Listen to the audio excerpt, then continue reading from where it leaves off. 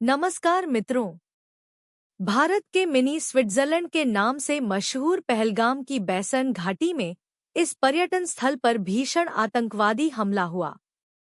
इतना भयानक कि इसने हमारे देश को अंदर तक हिलाकर रख दिया। अब तक हमें मिली जानकारी के मुताबिक इस आतंकवादी हमले में कम से कम 26 लोगों की जान चली गई है। 17 लोग घायल हैं। मरने वालों में 26 पुरुष थे। ऊंचाई पर स्थित इस स्थान पर पैदल या खच्चर से पहुंचा जा सकता है, इसलिए बचाव अभियान के लिए हेलीकॉप्टर का इस्तेमाल करना पड़ा। वहीं स्थानीय लोगों ने घायल लोगों को वापस लाने के लिए खच्चरों का इस्तेमाल किया। कम से कम 12 पर्यटकों को पहलगाम अस्पताल में भर्ती कराया गया और डॉक्टरों ने कहा कि उनमें से सभी 12 की हालत अब स्थिर है। इस आतंकवादी हमले में लोगों को उनके धर्म के आधार पर निशाना बनाया गया था। जयपुर के 32 वर्षीय नीरज उध्वानी की तरह वे भी यूएई में काम करते थे। वे अपनी छुट्टियों में घर आए थे। वे अपनी पत्नी के साथ शिमला में एक शादी में शामिल हुए थे और फिर बाद में वे कश्मीर घूमने गए। एक और पीड़ित नेपाल का सुदीप नूपाने था। इसके अलावा कई आईएएफ, आईबी और नेवी के अधिकारी भी मौजूद थे। अरुणाचल के भारतीय वायु सेना के कॉर्पोरल तागे हेलियांग, इंटेलिजेंस ब्यूरो के सेक्शन ऑफिसर मनीष रंजन अपनी पत्नी और 2 बच्चों के साथ बिहार से कश्मीर घूमने के लिए एलटीसी लेकर गए थे। हरियाणा के 26 वर्षीय भारतीय नौसेना के लेफ्टिनेंट विनय नरवाल की शादी 6 दिन पहले ही हुई थी। वे अपनी पत्नी के साथ हनीमून पर थे। हनीमून के बाद उनकी पत्नी विधवा बनकर लौटीं। एक वीडियो में उन्हें यह कहते हुए सुना गया कि वे अपने पति के साथ भेलपूरी खा रहे थे, जब एक आदमी उनके पास आया और कहा कि वे शायद मुसलमान नहीं हैं। एक सरकारी सूत्र ने द हिंदू को बताया कि संदेह है कि 2018 में पाकिस्तान गए आतंकियों में 2 कश्मीरी युवक भी थे, अनंतनाग का आदिल गुरी और पुलवामा का एहसान। सरकारी सूत्रों ने खुलासा किया है कि हाल ही में पाकिस्तानी आतंकवादियों ने भारत में घुसपैठ की है और उनकी गतिविधियों के बारे में कुछ जानकारी मिली है। टाइम्स ऑफ इंडिया में राजशेखर झा की रिपोर्ट में बताया गया है कि एक सूत्र ने बताया कि अप्रैल के पहले सप्ताह में आतंकवादियों के कुछ होटलों पर नजर रखने की पहले से ही जानकारी थी।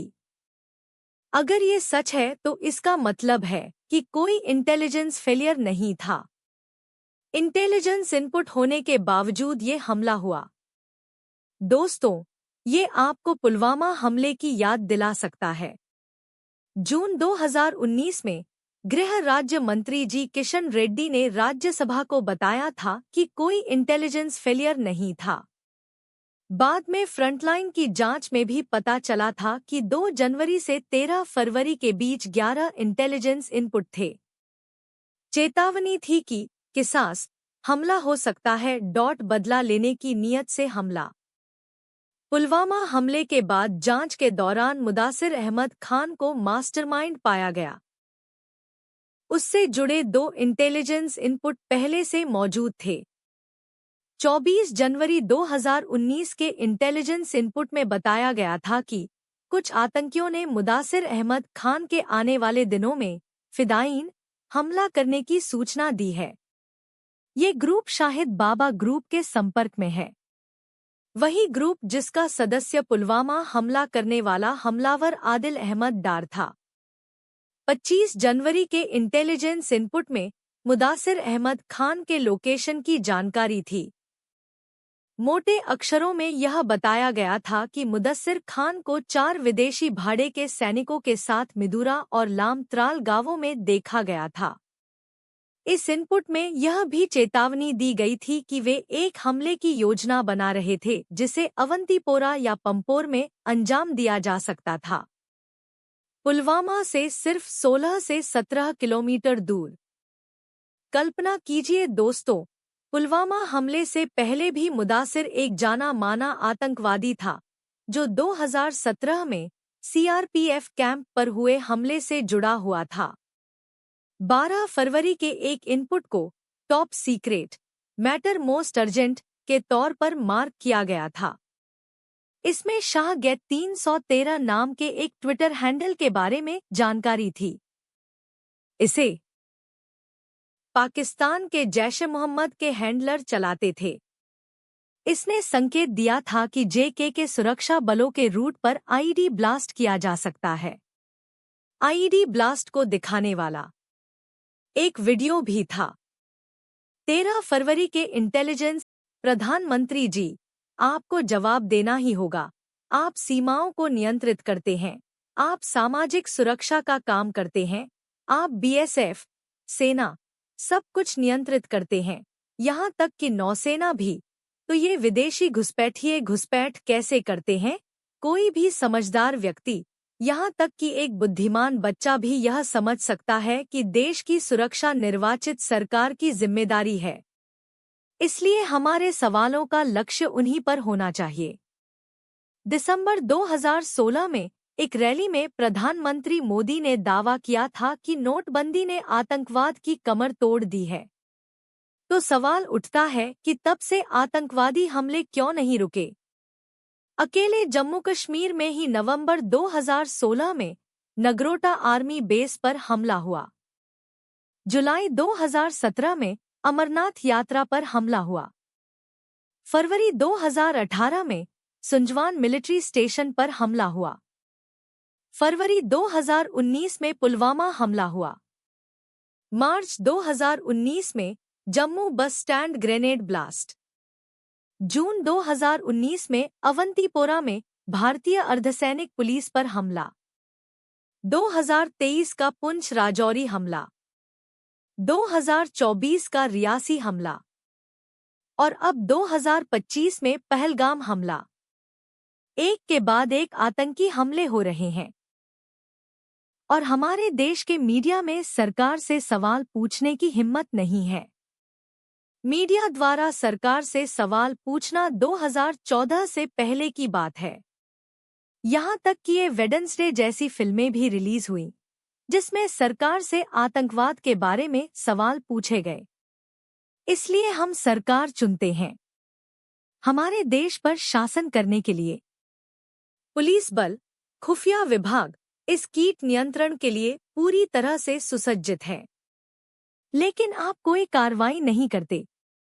अगर मेरा बच्चा सरकार पागल हो गई है। यह बहुत बड़े पैमाने पर आतंकवादी हमला था, लेकिन उन्हें कुछ भी पता नहीं है। नीचे एक सैन्य अड्डा है, लेकिन उन्हें कुछ भी पता नहीं था। दोस्तों, 10 दिन पहले की इस रिपोर्ट को देखिए। रक्षा मंत्रालय ने संसद की स्थायी समिति को बताया कि सेना में अधिकारियों की मौजूदा संख्या 42,095 है, जबकि अधिकृत संख्या 50,538 है। देश में करीब 8,400 सैन्य अधिकारियों की कमी है और 92,400 सैनिक। कुल मिलाकर सेना 1 लाख से ज्यादा सैन्य कर्मियों की कमी से जूझ रही है। इस कमी की वजह से सैनिकों को पहले से ज्यादा तेजी से एक जगह से दूसरी जगह भेजा जा रहा है। तो सवाल यह है कि इस कमी की वजह क्या है? मुझे नहीं पता, लेकिन आइए अगस्त 2022 में द टेलीग्राफ में छपी इस रिपोर्ट को पढ़ते हैं। इसमें कहा गया है कि कोविड के 2 सालों के दौरान सेना में कोई भर्ती नहीं हुई, इसलिए सेना में 1 लाख से ज्यादा सैनिकों की कमी है। और अब इस रिपोर्ट की हेडलाइन पढ़िए। अगले 3 सालों में वे सेना की संख्या में 2 लाख की कटौती करने की योजना बना रहे हैं। क्या इसका कोई मतलब है? मंत्रालय के एक अधिकारी ने बताया कि सेना अपनी सैन्य शक्ति को तर्कसंगत बना रही है। इसे अपने वेतन और पेंशन खर्च को कम करने के प्रयास के रूप में देखा जा रहा है। कई लोगों ने आरोप लगाया है कि सरकार सेना के अधिकारियों के वेतन और पेंशन, लेकिन पहलगाम में जो नागरिक मारे गए वे अपने परिवारों के लिए भी उतने ही महत्वपूर्ण रहे होंगे, है न? अपनी पत्नियों, बच्चों और माता-पिता के लिए वे दुनिया से बढ़कर रहे होंगे। तो सवाल यह है कि आम लोगों की जान इतनी सस्ती क्यों है?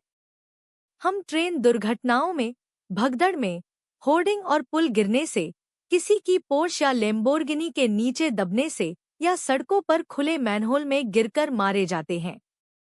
और कभी-कभी आतंकवादी हमलों में। जब नागरिकों की सुरक्षा की बात आती है, तो सरकार सेना के जवानों को दिए जाने वाले वेतन और पेंशन की चिंता करना पसंद करती है। अलग-अलग राज्यों की पुलिस को देखिए, वे कितने ज्यादा काम के बोझ तले दबे हुए हैं। मैंने कई वीडियो में इस बारे में बार-बार बात की है। हमें अपने देश में पुलिसकर्मियों की संख्या दोगुनी करनी होगी। उनसे पूछिए कि कितने ब्राह्मण और अन्य उच्च जाति के हिंदू दूल्हों को बारात के लिए घोड़े पर चढ़ने से रोका गया है। ऐसा क्यों है कि केवल दलितों को ही पीटा जाता है? आपको इस बारे में बहुत सारे समाचार लेख मिलेंगे। उन्हें उनकी जाति के कारण